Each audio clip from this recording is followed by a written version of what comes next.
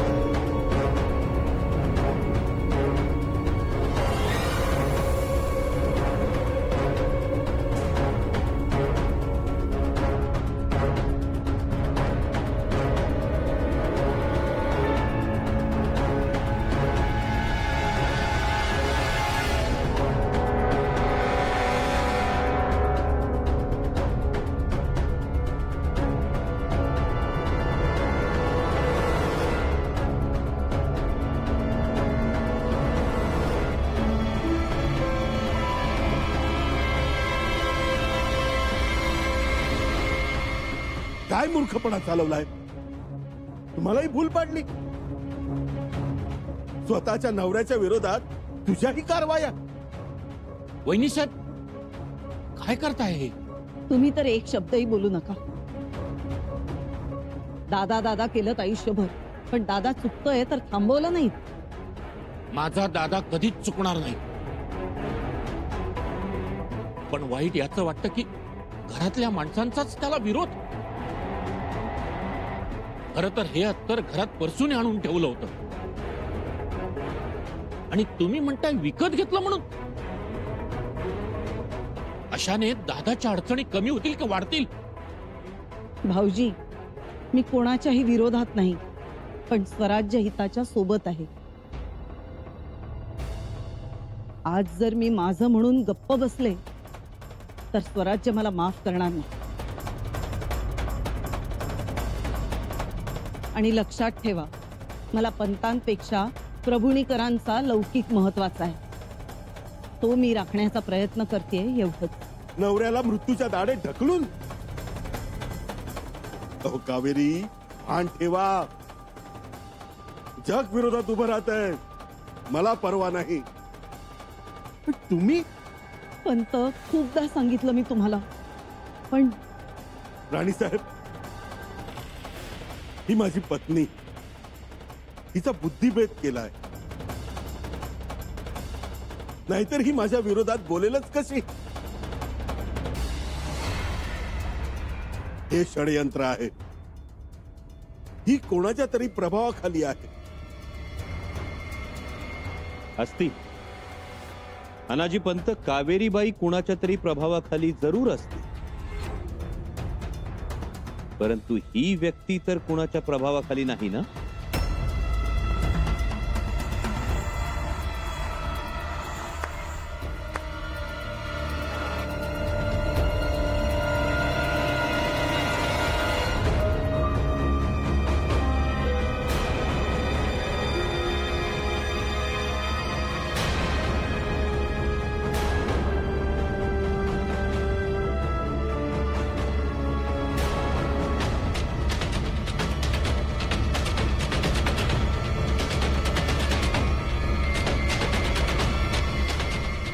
दुर्गादास राठोड.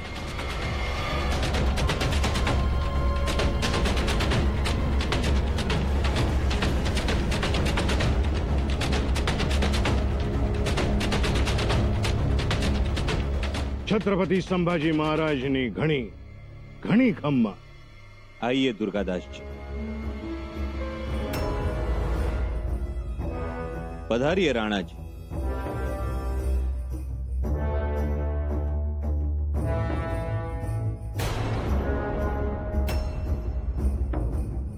दुर्गादास जी, ये दरबार जानना चाहता है कि स्वराज्य की ओर से महाराज ने कौन वकील भेजा था। हिरोजी फरजंद। हिरोजी फरजंद। और शहजादी की व्यवस्था करने के लिए कौन आए थे?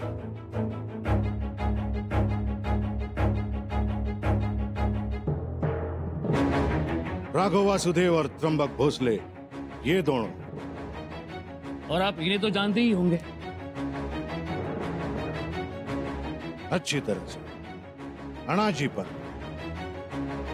स्वराज के मुजुमदार हैं और इस षड्यंत्र के सूत्रधार।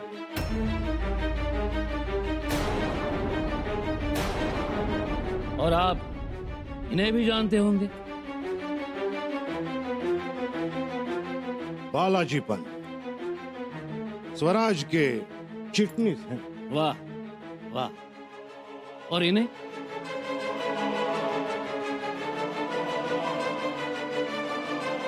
आबाजी सोनदेव सुरनीस है स्वराज के।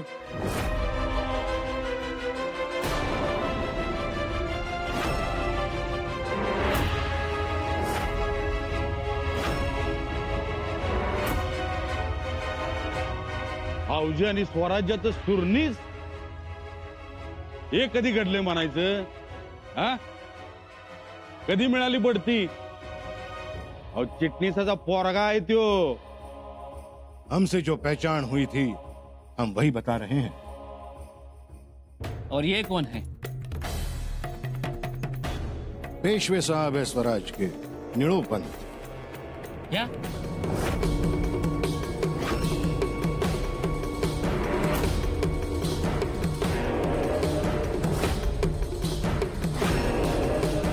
अहो राणाजी, स्वराज्याचे पेशवे तर आम्ही आहोत। निळोपंत, मोरोपंत, पिंगळे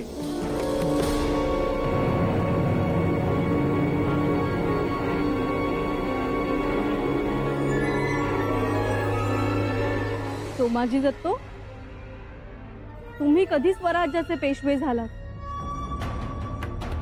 आम्हालाही ठाऊक नव्हतं। हो, आमच्या माहितीनुसार निळोपंत पेशवे आहेत। हे काय राजे? अकबराच्या तंबूतलं अष्टप्रधान मंडळ वेगळंच दिसतंय। काय अनाजी पंत? राजे, हा दुर्गादास खोटं बोलतोय। मग खरं कोण बोलतंय? तुम्ही एकटेच? राजे, मी या दुर्गादासाला फार ओळखत नाही। महाराज, हम राजपूत हैं और राजपूत कभी खट्टा नहीं बोलते। अनाजी पंत खुद आए थे हमारे बादशाह को गुमराह करने। झूठ, मी गेलोच नाही। पहले तो ये हीरोजी फर्जन के साथ अकेले ही आए थे। अच्छा होगा आप किसी जिम्मेदार व्यक्ति से पत्र लेकर आए। तब इन्होंने एक मुहर लगा हुआ पत्र लाया और वो मुहर थी राजमाता जी की।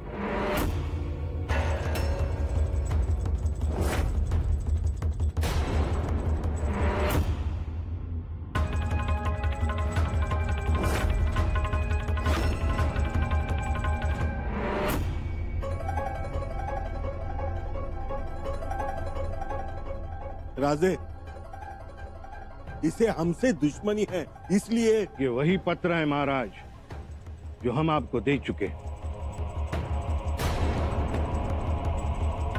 उसी पत्र में इन्होंने बादशाह अकबर को रायगढ़ आने का निमंत्रण भी दिया था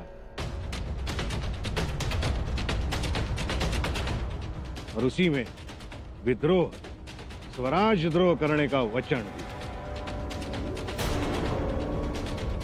बादशाह रायगढ़ आएंगे तब अंदर से रायगढ़ की कुंडी खोल दी जाएगी और बिना जंग किए ही आधा स्वराज बादशाह को दे दिया जाएगा।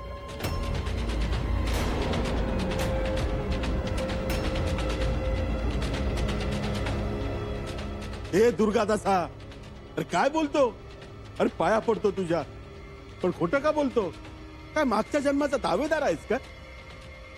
राजे, सगळं खोटं।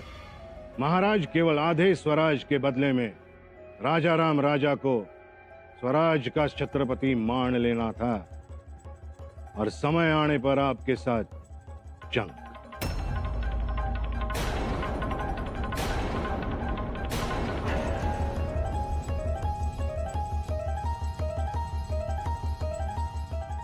जगदीश्वरा, फिर भी हमारे बादशाह ने कहा कि आपका पूरा मंत्रिमंडल ये बात मानता है कि नहीं, ये हम देखना चाहेंगे। और फिर अणाजी पंत पूरे मंत्रिमंडल के साथ बादशाह के सामने हाजिर हुए।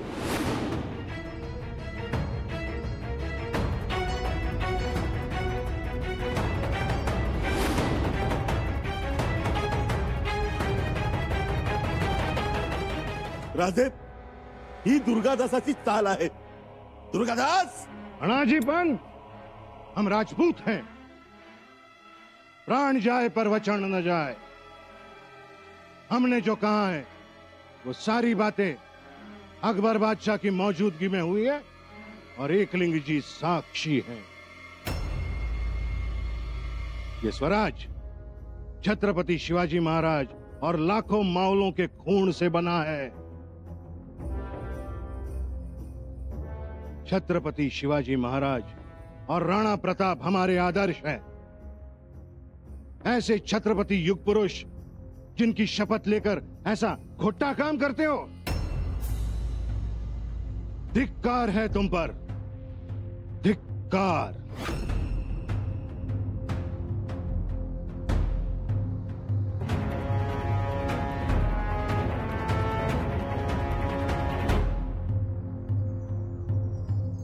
आता या ऊपर कोणाला काही सफाई द्यायची असेल तर जरूर द्यावी। सोमाजी पंत, तुम्हाला सांगायचंय तुम्ही घेतलेल्या सोंगाबद्दल? महाराज, क्षमा असावी, पण मी पेशवा होऊन अकबर बादशाहकडे गेलो नव्हतो। मी कशाला पेशवा होऊ? तुम्ही पेशवा होऊ सुद्धा शकत नाही, पेशवा होण्याची बतावणी मात्र केली। महाराज, पण खामोश, एक शब्द उच्चारशील तर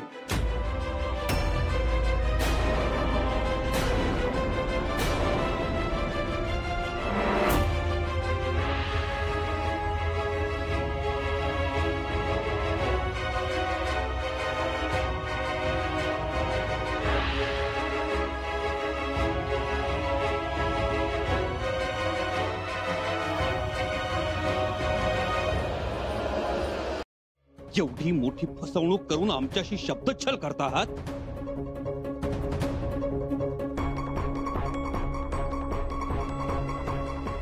ऐकलं का?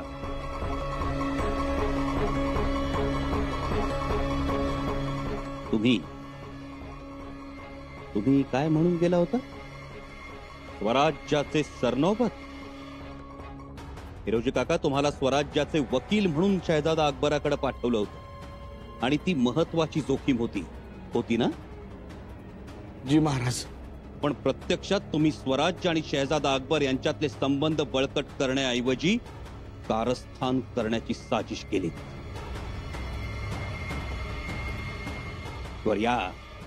या अनाजी पंतांना अकबराकडे ठेवून गेलात, ओळखी करून दिल्यात आणि यांच्या बरोबरीनं आम्हाला नेस्तनाबूत करण्याचे कट आखू लागलात।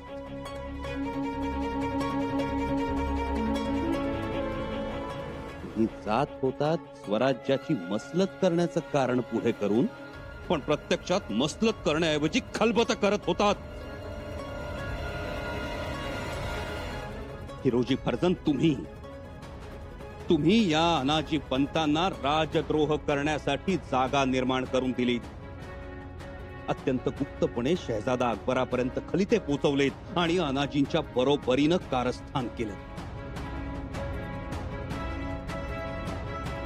शिवाय या सगळ्या कारस्थानात शहजादा अकबराला सुद्धा सामील करून घेतलं। इथे अकबराला रायगडावर आणायचं आणि तिथे आम्हाला विष देऊन ठार मारायचं। अहो, त्या इतर पक्षाचे डोळे पांढरे झाले नसते तर आमचे डोळे पांढरे व्हायला वेळ लागला नसता। मागे पन्हाळ्यावर कैद करण्याचा प्रयत्न केला आणि आता आम्हाला विष देऊन ठार मारण्याचा प्रयत्न।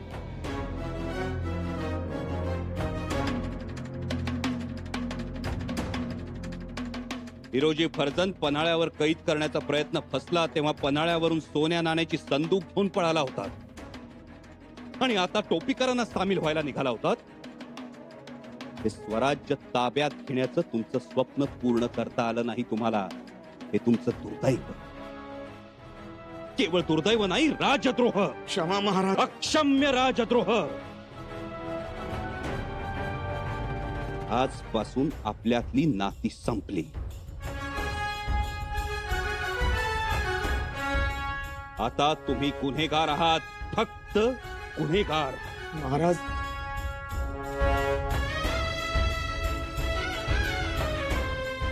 बाळाजी पंत चिटणीस,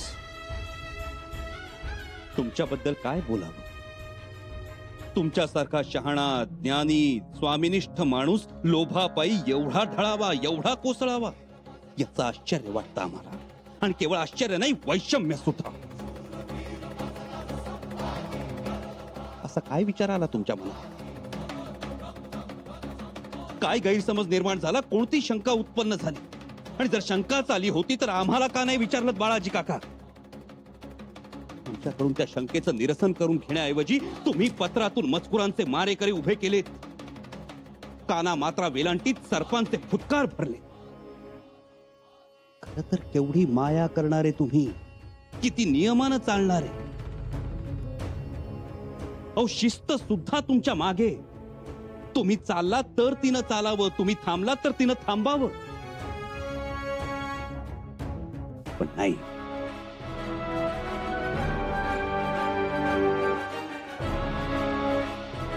थोरल्या महाराजांनी तुमच्यावर टाकलेल्या विश्वासाला तुम्ही जायबंदी केलं. का असे वागलात? का?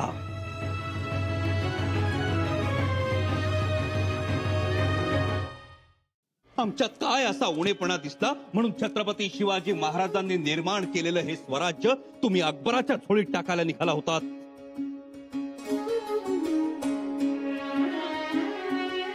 बाळाजी पंत चाफ्याच्या झाडाभोवती मातीचं आळं करतात, तसंच स्वराज्याच्या झाडाभोवती तुम्ही त्यागाचं, स्वामीनिष्ठेचं आळं तयार केलं. स्वराज्याचा वृक्ष डेरेदार बनवला. मग याच वेळी कसे चुकलात? याच वेळी कसे लोभाला बळी पडलात? तुमच्याकडून ही अपेक्षा नव्हती आम्हाला. अनेकदा ऐकलं होतं आम्ही, अनेकदा ऐकलं होतं की बाळाजी पंत चिटणीस म्हणजे महाराजांचे बहिस्थ प्राण. एवढी मोठी उपाधी लाभलेली असताना तुमच्या चिटणीस वाड्यातच पत्र लिहिली जावी, तीही दुसऱ्यांदा. तुमच्या हस्ताक्षरातले आदेश गडागडावर पोहोच झाले, तेही आमच्या खिलाफ.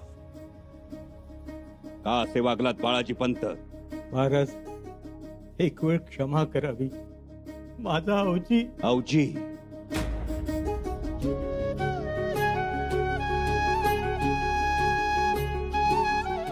अवजी बाळाजी चिटणीस, स्वराज्याचे काय तुर्नीस? तरी बाळाजी पंत तुम्ही म्हणाल आमचा अवजी नादान आहे, त्याला अजून समज नाही, तो बहकाव्यात आला. जी, पण तुम्ही तर जाणते होतात ना, मग का आम्हाला षडयंत्राची कल्पना दिली नाही? का तसा गुप्त संदेश पाठवला नाही? उलट चिटणीस वाड्यातून तुम्ही खलिते लिहित राहिलात आणि या 20-22 द्रोह्यांच्या बंडाळीत सामील झाला.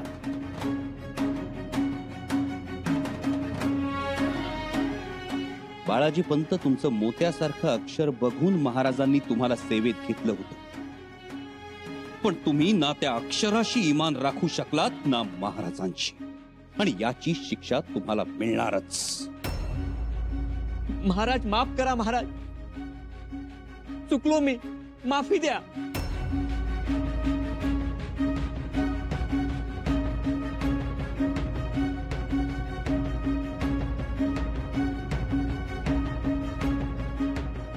हे त्र्यंबकजी भोसले तर आमच्या कुणीतले, शिवाय हे राघव वासुदे. लाखांचा पोशिंदा राखायचा असतो हे जीवा महालाला समजलं, तानाजी मालुसरेंना समजलं, बाजी प्रभू देशपांडे, मुरारबाजी देशपांडे, सगळ्यांना समजलं, पण तुम्हाला नाही समजलं. तुम्ही सेवक स्वराज्याचे, पण तुमचं इमान मात्र लोभासाठी मोगलांच्या पायाशी. तुम्हाला मी शहजादा अकबराची देखभाल करण्यासाठी पाठवलं होतं, पण तुम्ही कृतज्ञपणे वागलात, आमच्या जीवावर उठलात आणि या अपराधाला माफी नाही.